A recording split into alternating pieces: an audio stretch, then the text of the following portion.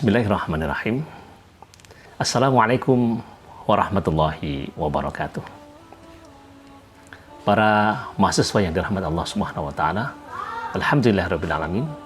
Wassalatu wassalamu ala asyrafil anbiya'i wal mursalin wa ala alihi wa ashabihi ajmain wa ba'd. Para mahasiswa dan para pemirsa sekalian yang dirahmati Allah Subhanahu wa taala, pada pertemuan sebelumnya Ustadz telah membahas tentang muqaddimah yang berisi tentang gambaran umum tentang materi balaghah yang kedua, yakni mencakup at-tashbih, kemudian majaz, dan kinayah. 3 bahasan pokok yang nanti akan Ustadz bahas sebelum ujian tengah semester. Nah, karena itulah maka pada pertemuan kita kali ini kita langsung masuk ke subtema kita, yakni tentang at-tashbih. Dalam sebuah komunikasi, seseorang bisa menggunakan berbagai macam pola. Nah, pola, ragam, seni di dalam pengungkapan itulah yang kemudian dibahas di dalam ilmu bayan. Nah, karena ilmu bayan pada dasarnya adalah ilmun an fanni ta'biril lughah. Jadi sebuah ilmu tentang seni pengungkapan bahasa. Bagaimana seseorang mengekspresikan bahasanya, bagaimana seseorang mengungkapkan baik secara artikulatif ataupun menggunakan ujaran-ujaran yang menarik, memukau, dan kemudian bisa tepat sasaran dan bahkan mungkin sangat persuasif dan mungkin menggoda. Itulah bahasan kita dan itulah metode-metode yang dipakai di dalam ilmu bayan atau stilistik atau gaya bahasa, yang salah satunya kita akan berbicara tentang metode pengungkapan dengan melakukan sebuah komparasi antara satu hal dengan hal yang lain. Itulah yang nanti kita sebut dengan at-tashbih. Ya, at-tashbih. Pada materi yang sudah Ustadz share di Google Classroom, para mahasiswa nanti akan bisa melihat tentang definisi tashbih itu sendiri.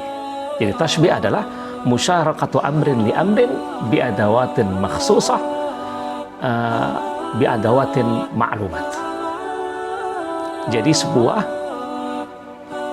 penyamaan atau menyamakan satu hal dengan hal yang lain dengan menggunakan perangkat penyerupaan. Sesuatu itu mungkin tidak sama, tetapi ada sisi-sisi yang dipersamakan, karenanya lah kemudian muncullah nanti tashbih itu.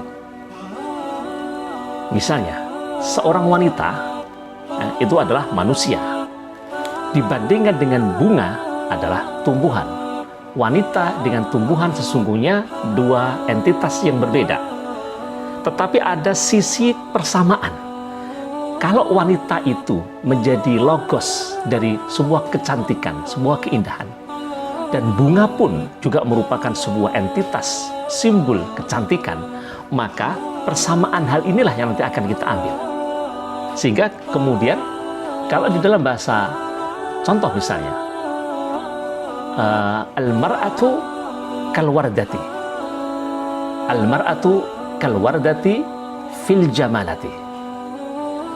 Wanita itu laksana bunga mawar dalam hal keindahannya. Maka ada 4 hal yang kita pakai dalam menggunakan pola tashbih itu. Ada musyabbah yang diserupakan, ada musyabbah bih penyerupanya, ada tashbih perangkat penyerupaan, dan ada wajah syibhi, ada wajah syibh merupakan aspek penyerupaan. Al-mar'ah, wanita, adalah al-musyabbah, ialah yang diserupakan. Al-wardah atau mawar adalah penyerupanya atau musyabbah bih. Harf K atau lafaz K adalah adatut tashbih, perangkat penyerupaan. Nah, maka wanita diserupakan dengan mawar. Al-mar'ah kalwardah. Dalam hal apa penyerupaan wanita dengan mawar itu? Ya, fil jamalah, dalam aspek keindahan.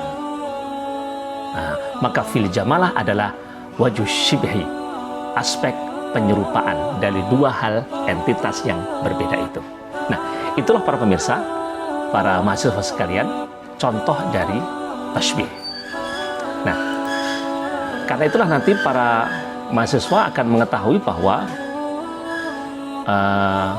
ada 4 hal itu yang disebut dengan rukun tasybih, yang nanti di dalam buku ajar yang sudah Ustadz sampaikan, sudah Ustadz jelaskan. Jadi ada 4 rukun tasybih, ada al-musyabbah, ada al-musyabbah bih, ada adatu tasybih, dan ada wajuh syibhi. Penyerupa, yang diserupakan, perangkat penyerupaan, dan yang terakhir aspek penyerupaan. Nah, itulah contoh dari pola tasybih. Seseorang seringkali menggunakan pola ini ketika seseorang akan merayu sang wanita. Bahkan ketika dalam komunikasi pun kita sesungguhnya juga sering menggunakan ini. Adindaku, ya. Engkaulah pujaanku, ya. Misalnya, engkau bagaikan mawar, engkau bagaikan gunung berapi, atau rambutmu laksana sutra, dan seterusnya. Sebuah ungkapan-ungkapan yang bertujuan untuk melakukan sebuah pujaan yang menggunakan pola penyerupaan satu aspek dengan aspek yang lain. Dan inilah yang disebut dengan tasybih. Baik, kita lanjutkan pada bahasan kita berikutnya. Karena bahasan ini kita agak cepat, ya, karena itu maka para mahasiswa dan para pemirsa hendaknya bisa mengikuti. Ini sekali lagi masih dalam tataran teori tentang tasybih. Sekali lagi para pemirsa, Ustadz menggunakan buku utama yang dipakai adalah Al-Bayan fi Dawi Asalibil Quran, ya. Al-Bayan dalam ilmu Al-Quran, yang tentunya Ustadz juga akan menggunakan referensi induk, ya, buku ajar yang nanti para pemirsa bisa pakai, yakni buku Balaghah 1 pada setengah yang akhir, dimulai halaman 95 dan seterusnya. Nanti kita akan banyak berbicara tentang ilmu bayan, dan khususnya pada episode kita kali ini kita akan berbicara tentang at-tasybih. Nah, kita langsung menginjak pada sub berikutnya tentang macam-macam tasybih. Para mahasiswa sekalian, sebuah karya seni itu menjadi tampak indah, ya, ketika ada nuansa imajinatif. Ketika imajinasinya itu dimunculkan, maka disitulah kemudian karya itu semakin indah dan semakin tampak memiliki nilai apresiasi seni yang luar biasa.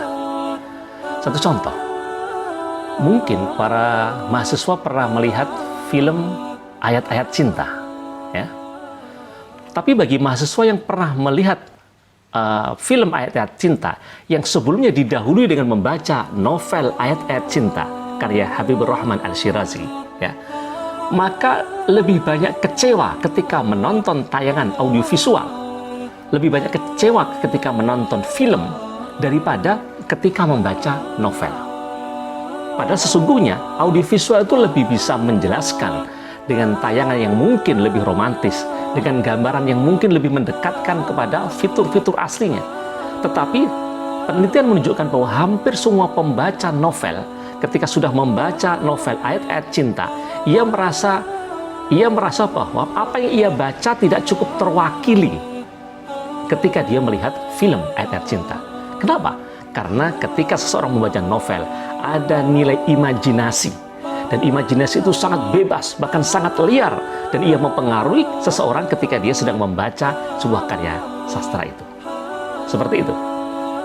Dulu ketika ketika tahun 80-an, dulu pernah mendengarkan secara rutin siaran radio atau sandiwara radio Saur Sepuh, Tutur Tinular. Ada tokoh besarnya Brahma Kumbara, ada Mantili, ada macam-macam tokoh-tokoh besar. Nah, saat itu kemudian orang sedemikian intensif mendengarkannya, seolah-olah dia masuk ke dalam dunia, seolah-olah dia bersama bisa melihat Brahma Kumbara, melihat Mantili, Brahma yang sedang menaiki Raja Wali yang demikian besar dan gagahnya. Tetapi kemudian di awal tahun 90-an, eh, sandiwara radio itu kemudian divisualisasikan, difilmkan. Hampir semua orang kecewa setelah dia melihat film, karena film yang ia saksikan tidak sedahsyat dari apa yang ia dengarkan di sandiwara radio itu. Karena sekali lagi bahwa ketika sandiwara radio itu hanya menghadirkan suara, tidak ada audio, tidak ada visualnya, maka visualisasinya adalah berupa imajinasi seseorang. Nah, karena itulah memang imajinasi itu menjadi penting dalam rangka membangun sebuah ungkapan makna yang menyasar, mengena. Karena itu, sesuatu yang tampak lengkap itu seringkali menjadi kurang memiliki nilai sastra dibandingkan dengan sesuatu itu yang kurang. Maka kata-kata yang diungkapkan dengan tekstual itu tidak akan lebih bermakna lebih dibandingkan dengan yang kontekstual. Kata-kata yang tersurat tidak akan sehebat maknanya dengan kata-kata yang memiliki makna tersirat. Bahkan iklan-iklan percintaan anak muda sekarang ketika menggunakan kata-kata dengan vulgar mengatakan aku cinta padamu, I miss you, I love you, dan seterusnya, maka kata-kata itu seperti hambar karena seluruh ungkapan sudah terwujud di dalam kata-kata. Berbeda dengan iklan-iklan zaman dahulu yang ungkapan cinta tidak harus diucapkan secara verbal. Nah, maka ketika seseorang belajar tentang tasbih, ketika 4 rukun tasbih itu harusnya ada, maka semakin hilang salah satu dari keempat rukun tasbih itu, maka ia akan memiliki nilai keindahan yang lebih daripada yang lengkap. Karena kalau orang hanya mengatakan al-mar'ah kal wardah fil jamalah, itu sudah selesai dalam artian hanya itulah ya, komparasi antara wanita dengan bunga itu hanya dalam hal keindahannya. Berbeda nanti kalau misalnya al-mar'ah kal jamalah, al-mar'ah kal wardah, wanita itu laksana bunga mawar. Itu bisa keindahannya, bisa dalam hal durinya, jadi seolah-olah wanita itu disimbolkan mereka itu indah, tapi kadang-kadang dia juga berbahaya, dia lemah lembut, tapi kadang-kadang dia juga bisa keras, dan seterusnya. Maka imajinasi di sini menjadi muncul. Karena itulah maka para pemirsa, di dalam kajian tasbih, maka ada pengurangan-pengurangan dari 4 atau salah satu dari 4 rukun itu. Satu contoh, kalau dalam hal adat tasbih, nanti para mahasiswa bisa melihat di halaman 98 dan seterusnya ya, 98 dan seterusnya buku Ustadz itu. Jadi bahwa kalau sebuah tasbih memiliki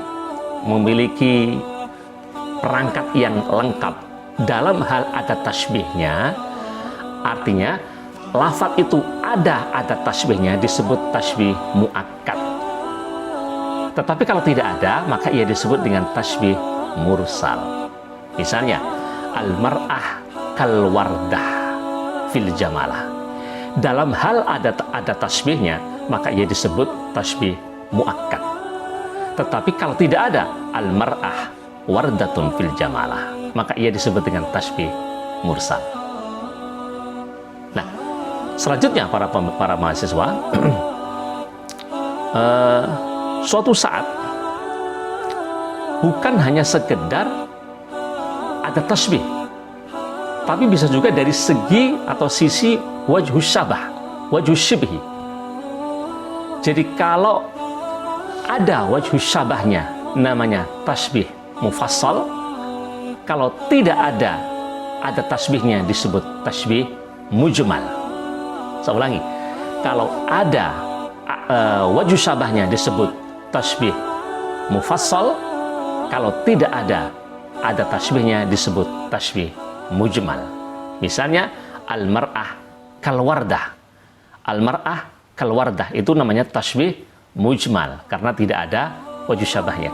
Tapi kalau al-mar'ah wardatun fil jamalah atau al-mar'ah kal wardah fil jamalah, dalam hal ada wajhus syabahnya, ia disebut tasbih mufassal.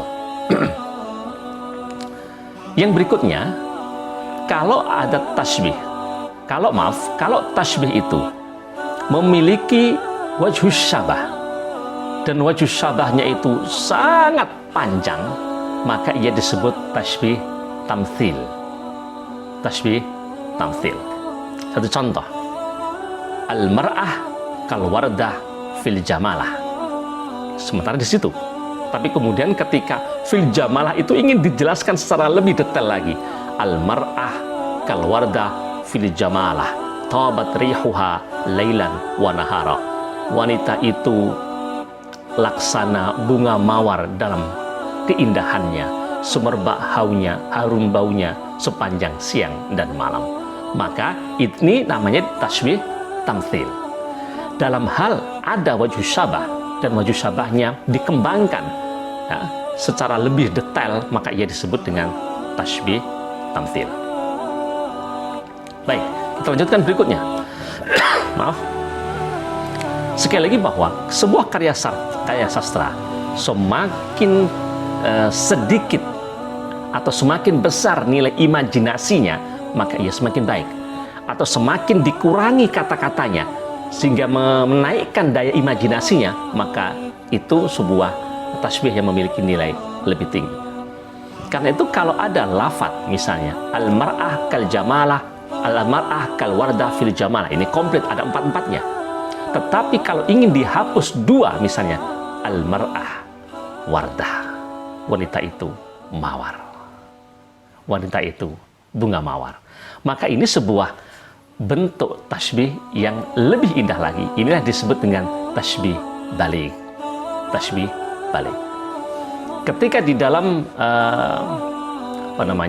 syair Al-Barzanji atau Ad-Diba, Imam At-Tibai pernah mengungkapkan atau berjanji, misalnya sebuah sholawat, anta syamsun, anta badrun, anta nurun fauqa nuri.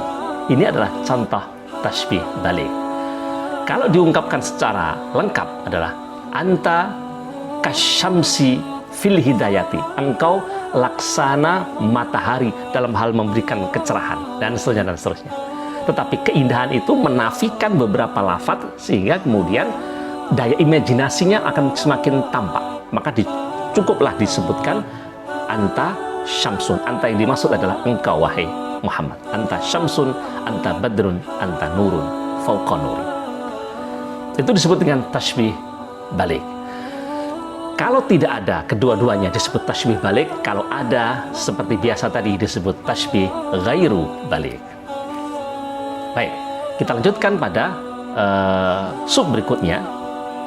Ada kalanya yang lebih indah lagi adalah sebuah ungkapan yang bahkan tidak kentara sebagai tasbih, tetapi orang yang cerdas, orang yang memiliki dzauq, yang memiliki fannu ta'bir, memiliki seni di dalam pengungkapan, dia akan bisa menangkap bahwa sebuah kalimat itu memiliki nilai tasbih. Satu contoh, ada sebuah syair, fa in tafuqul anamu anta minhum fa innal miska ba'du damil ghazal. Nah, para mahasiswa nanti bisa melihat mungkin di slide yang sudah dikirimkan di Google Classroom ini sudah bisa dilihat, atau di dalam buku juga sudah tertuang. Fa in tafuqul anamu anta minhum fa innal miska ba'du damil ghazal. Kalau engkau mengungguli manusia, kalau engkau sombong terhadap manusia, maka sesungguhnya engkaulah bagian dari manusia. Karena sesungguhnya minyak misik yang harum semerbak itu dulunya adalah bagian dari darah kijang. Bagi yang tidak mengetahui nilai tasbih, ini apa? Ini tidak ada nilai tasbihnya. Tapi sesungguhnya bagi kita yang lebih cermat mencari apa makna dari tasbih itu, dari ungkapan itu. Jadi jika engkau mengungguli manusia, jika engkau merasa sombong dan merasa unggul di hadapan manusia, ingat sesungguhnya engkau juga bagian dari manusia itu yang tentu juga memiliki kekurangan. Sebagaimana fa'inal miska, sesungguhnya minyak misik yang harum semerbak dan digandrung itu sesungguhnya ba'du damil ghazal, bagian dari darah kijang. Nah, Ustadz akan berupaya mengambil nilai tasbih di situ. Jadi kehinaan atau hinanya kebodohan seseorang ketika dia sombong atas orang lain, hinanya atas sifat sombong itu sebagaimana juga hinanya minyak misik yang dianggap harum karena dulunya dia adalah darah kijang. Tentu darah semua orang merasa jijik, ya. Saya ulangi. Darah kijang yang jijik, tapi kemudian suatu saat dengan sebuah proses ia menjadi minyak misik yang harum semerbak. Maka sebagaimana juga manusia itu dengan segala macam kekurangannya, dengan segala macam kesalahannya, dosa-dosanya, aib, cacat dan celahnya itu, semua sudah mengakui bahwa manusia pasti punya itu. Tetapi ketika dia merasa sombong atas manusia yang lain, maka dia hendaknya tahu kesombongan yang ia tampilkan tersimpan di dalamnya ada kekurangan-kekurangan, kelemahan, cacat dan aib. Sebagaimana juga minyak misik yang harum semerbak, kalau kemudian dirunut track record awalnya, dia dulu adalah darah kijang yang menjijikkan. Nah, maka lafadz fa'in tafukul anam wa anta minhum, jika engkau merasa unggul atas manusia, maka engkau sesungguhnya bagian dari manusia itu, karena sesungguhnya fa'inal miska ba'du damil ghazal, karena sesungguhnya minyak misik yang harum semerbak itu dulunya adalah bagian dari darah kijang. Lafadz ini bermakna hinanya kebodohan seseorang yang merasa sombong atas manusia yang lain, sebagaimana hinanya darah kijang walaupun ia sudah dibuat menjadi minyak misik yang semerbak dan mewangi. Nah, seperti itu. Jadi ini sebuah ungkapan yang seolah bukan tasbih, tetapi ada nilai tasbih di dalamnya. Inilah yang disebut dengan tasbih dhimni. Sekali lagi, inilah yang disebut dengan tasbih dhimni. Adapun nanti kebalikannya para mahasiswa sekalian, bahwa ketika ada lafadz yang tampak betul nuansa tasbihnya, maka ia disebut dengan tasbih ghair dhimni. Karena itu maka dari segi pengistilahan memang ini akan overlapping, ya, overlapping. Loh Ustaz, saya kan menyebut itu kan tasbih ghairu balik dalam hal adanya ada tasbih dan wajh syabah. Ya betul. Tapi kenapa tadi Ustaz menyebutnya sebagai muakkad? Ya, disebut muakkad dalam hal dia ada tasbihnya. Disebut mursal dalam hal tidak ada tasbihnya. Disebut mujmal dalam hal tidak ada wajh syabahnya. Disebut mufassal dalam hal ada tasbihnya. Disebut tasbih tamtsil ketika ada tasbihnya ketika wajh syabahnya ada tetapi dijelaskan secara rinci, dan kalau penjelasannya tidak rinci cukup disebut tasbih mufassal dan seterusnya. Para pemirsa nanti bisa melihat, para mahasiswa nanti bisa mengkategorisasikan sesuai dengan klausulnya. Jadi dilihat dari sisi mana gitu ya. Jadi misalnya saya itu suatu saat kalau ada undangan Majelis Ulama Indonesia di Madiun, maka Ustaz akan datang. Ya. Kalau ada undangan dosen bahasa Arab, Ustadz akan datang. Kalau dilihat nanti ada undangan misalnya para doktor di IAIN Ponorogo, Ustadz akan datang. Kalau ada perkumpulan misalnya para pengasuh pesantren, Ustadz juga akan datang. Pertanyaannya, loh ini orangnya satu kok dalam berbagai event dia bisa masuk? Karena memang saya masuk dalam klausul yang berbeda, ya. Ketika tadi saya menggunakan baju pesantren, maka saya pun juga diundang atas nama pesantren. Maka saat itu saya dipanggil sebagai pimpinan pesantren. Nah, ketika kemudian atas nama Majelis Ulama, maka saya pun juga hadir dengan menggunakan baju Majelis Ulama. Seperti itulah. Jadi pengkategorisasian itu sesuai dengan dari sisi mana saudara itu mengkategorisasikan. Apakah dari sisi ada tasbihnya sehingga nanti memunculkan istilah mursal dan muakkad? Apakah dari sisi ada tasbihnya? Apakah dari sisi wajh syabahnya sehingga muncul adanya mujmal dan mufassal? Apakah dari segi panjang dan pendeknya wajh syabah sehingga nanti muncul istilah tasbih tamtsil dan ghairu tamtsil? Apakah dari segi kedua-duanya antara adat dan wajh syabah, kalau ada disebut ghairu balik, kalau tidak ada disebut balik, ataukah dalam hal ia tekstual ataukah non tekstual? Apakah dia tersurat ataukah tersirat? Kalau tersurat namanya ghair dhimni, kalau tersirat namanya tasbih dhimni. Nah, seperti itu para pemirsa, sehingga kita bisa menjadi mudah untuk bisa mengkategorisasikan sebuah karya sastra dalam bentuk tasbih. Nah, sekarang kita akan berbicara dalam hal ayat-ayat Al-Quran, ya, karena dalam Al-Quran tidak semudah itu, tidak kemudian 4 aspek apa namanya, musyabah, musyabah bih, ada tasbih, wajusyabah, lalu muncul semua, tidak demikian. Tidak demikian. Satu contoh, nanti para pemirsa, para mahasiswa bisa melihat ya, ayat yang sudah tersiapkan. Surat Ar-Rahman ayat 56 dan 58. Bismillahirrahmanirrahim. Fihinna qasiratut tarfi lam yatmithunna insun qablahum wala jan. Fa bi ayyi ala'i rabbikuma tukadziban. Ayat itu berbicara tentang bahwa di dalam surga itu ada bidadari-bidadari yang menjaga pandangannya, yang jelita, yang orisinil, yang tidak pernah disentuh oleh siapapun, baik manusia ataupun jin sekalian. Nah, kemudian lafaz berikutnya ditutup dengan ayat ke-58, ka'annahunnal yaqutu wal marjan. Ka'annahunnal yaqutu wal marjan. Ini kalau ditanya, ini tasbih apa ini? Nah, mereka itu, bidadari itu, laksana yakut dan marjan. Nah, maka para pemirsa itu bisa mengkategorisasikan. Oh, ada ka'anna, itu namanya adat tasbih. Satu, sudah dapat. Kita sedang memperserupakan siapa sih? Bidadari. Siapa bidadari di situ disebut dengan hunna? Oh, berarti sudah ada musyabahnya. Kemudian al-yakut wal marjan itu sebagai musyabah bih. Jadi ada musyabah, ada musyabah bih, ada adat tasbih.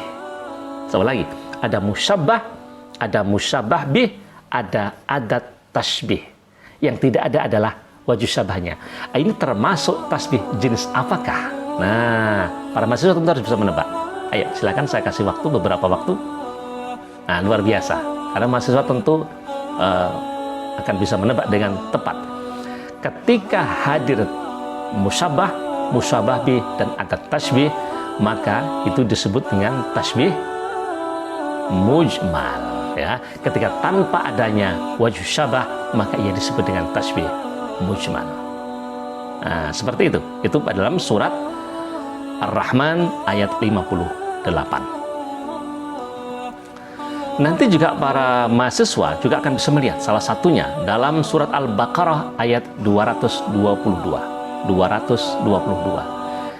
Nisa'ukum harthul lakum fa'tu harthakum anna syi'tum. Maaf, ini konteks untuk kaum lelaki. Jadi nisa'ukum harthul lakum. Maaf. Nisa'ukum harthul lakum fa'tu harthakum anna syi'tum. Istri-istrimu laksana ladang bagimu, faktu maka datangilah harthakum ladangmu, anna syi'tum sekehendak hatimu. Kita tidak berbicara tentang makna yang lain, kita hanya berbicara tentang tuangan lafaz nisa'ukum harthul lakum. Nisa'ukum harthul lakum. Wanita istrimu istrimu itu ladang kamu. Wanita istrimu ladang-ladang kamu. Sedang menyerupakan apa? Antara kaum wanita atau istri dengan ladang. Dalam hal apa? Tentu dalam hal bercocok tanam, dalam hal, dalam hal kita berinteraksi, bermuasyarah, dan seterusnya. Sebagaimana Pak Tani ketika bergulat dengan sawahnya, ia bercocok tanam, maka seorang suami bercocok tanam dalam tanda petik dengan istrinya, kemudian dipadukan dua hal itu. Nisa'ukum harthul lakum. Ada perumpamaan, ada penyerupanya, ada yang diserupakan. Nisa'ukum sebagai musyabah, harthul lakum sebagai musyabah bih. Nisa'ukum sebagai musyabah dan harthul lakum sebagai musyabah bih, tanpa hadirnya adat tasbih dan wajhus syabah. Sekali lagi, tanpa hadirnya adat tasbih dan wajhus syabah. Maka tasbih dalam Quran surat Al-Baqarah 222 ini disebut dengan tasbih balik. Sekali lagi, tasbih balik. Nah, seperti itulah para pemirsa, para mahasiswa sekalian, bahasan kita di dalam tasbih ini yang nanti para mahasiswa juga bisa bisa membaca secara detail di dalam buku Ustadz yang sudah Ustadz susun secara jelas insya Allah. Tapi secara umum yang terakhir ini, yang terakhir ya, para pemirsa nanti bisa, para mahasiswa nanti bisa melihat di halaman yang ke 108 dan seterusnya. Tapi ini hanya tambahan aja. Jadi tasbih itu dinilai dari segi apanya? Kalau dinilai dari segi ia sedang mengumpamakan. Jadi misalnya kalau tadi wanita seperti bunga mawar, ini kan sesuatu yang konkret dengan yang konkret ya, konkret dengan yang konkret. Itu disebut dengan mahsus dengan mahsus. Ya, pembagian yang konkret dengan yang konkret. Kadang-kadang penyerupaan itu antara yang makul dengan makul, yang abstrak dengan yang abstrak. Kalau tadi kelihatan, ya, wanita tampak, kemudian mawar tampak, terindra, ya, mahsus terindra dengan mahsus terindra. Nah, sekarang ada yang abstrak tidak terindra dengan sama-sama abstraknya, misalnya sebuah lafadz, kadal faqru ayyakuna kufra, kadal faqru ayakuna kufra. Kefakiran ibarat kekafiran, atau kefakiran mendekatkan kekafiran, atau juga bisa fakir itu laksana kafir. Nah, konsep fakir adalah sebuah konsep, ia sebuah konsepsional yang bukan terindra, ia sifatnya abstrak. Sebagaimana juga kekufuran, ia juga abstrak. Dua konsepsional sama-sama abstrak, inilah maka tasbih jenis ini adalah tasbih makul dengan makul. Tapi ini hanya dari segi pengkategorisasian dalam hal ia terindra ataukah tidak terindra. Ada kalanya juga suatu saat Allah di dalam Al-Quran membuat sebuah ungkapan yang awalnya itu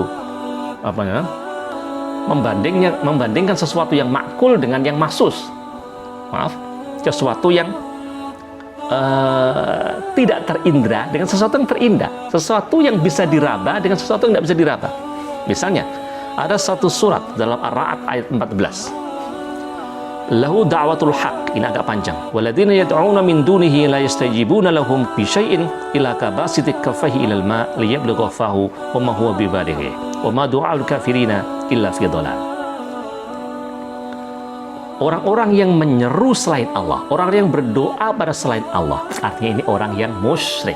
Nah, konsep kemusyrikan ini sesuatu konsep yang abstrak. Kemusyrikan diibaratkan dengan apa? Kabasiti kaffaihi ilal ma' liyablugha fahu wa ma huwa bibalighi. Musyrik itu ibarat orang mau minum tapi dia celupkan tangannya di air, lalu tangannya diangkat dan direnggangkan saja sehingga maunya dia dapat air tapi airnya hilang. Nah, ini kan sebuah contoh konkret, tapi contoh konkret ini dipadukan dengan contoh yang abstrak. Nah, maka ini bentuk tasbih makul dengan mahsus. Begitulah kesyirikan itu. Nah, kadang-kadang juga dalam bentuk-bentuknya yang lain, ya. Misalnya ada kalanya yang terindra, yang mahsus Allah contohkan, Allah komparasikan dengan yang makul. Satu contoh, alladzina ya'kuluna riba la yaqumuna illa kama yaqumul ladzi yatakhabbathu syaitanu minal mas. Ya, orang-orang yang makan harta riba. Nah, ini diungkapkan ini.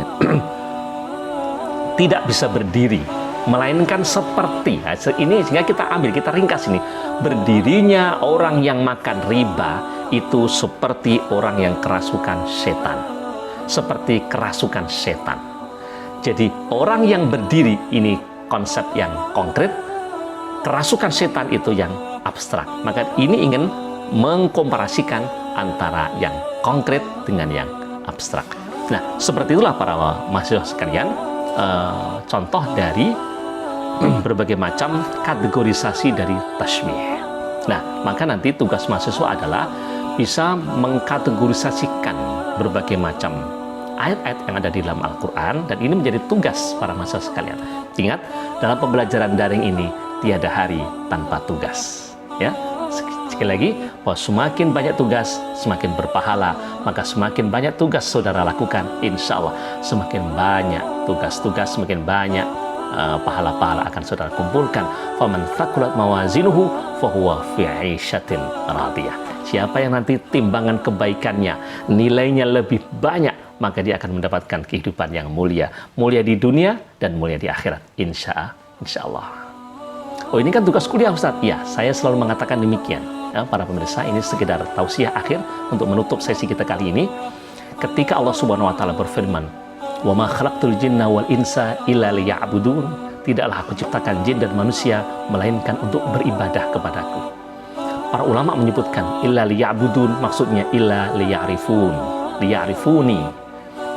Beribadah artinya memakrifatiku, mengenal aku, memahami tentang aku. Dan yang bisa faham terhadap Allah adalah orang-orang yang alim, para mahasiswa-mahasiswa yang cerdas, yang dengannya dia bisa mengetahui ma'rifatullah. Karena itu saya selalu mengatakan, kalau ada seorang yang ibadah sampai gosong batoe, ya, itu tidak lebih mulia dibanding dengan orang yang alim, yang dengan kealimannya ia sampaikan ilmunya kepada orang lain, yang karenanya orang lain tahu siapa Tuhannya, memiliki ma'rifatullah. Kenapa? Karena hanya orang alim lah yang bisa membuat orang lain memiliki nilai ma'rifatullah. Dan itulah salah satu tujuan manusia diciptakan di muka bumi, liya'buduni, untuk menyembahku, artinya liya'rifuni, untuk mengenal aku. Yang bisa mengenalkan konsep ketuhanan hanyalah seorang alim. Dan mahasiswa sekalian, insya Allah orang-orang alim, orang-orang yang nanti akan menjadi para pakar-pakar, menjadi para tokoh-tokoh agama yang akan menyebarkan Islam. Salah satunya melalui pemahaman kita tentang ilmu balaghah ini, para mahasiswa sekalian akan menjadi orang yang alim, insya Allah. Semoga Allah merahmati kita sekalian. Dan jangan lupa tugas akan Ustaz sampaikan di laman ini.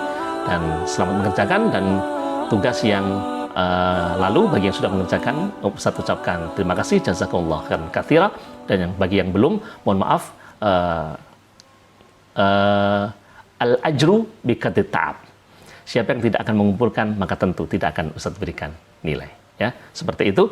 Semoga Allah merahmati kita sekalian. Alhamdulillahirabbil alamin. Subhanakallahumma wa bihamdika asyhadu an la ilaha illa anta astaghfiruka wa atubu ilaik. Assalamualaikum warahmatullahi wabarakatuh.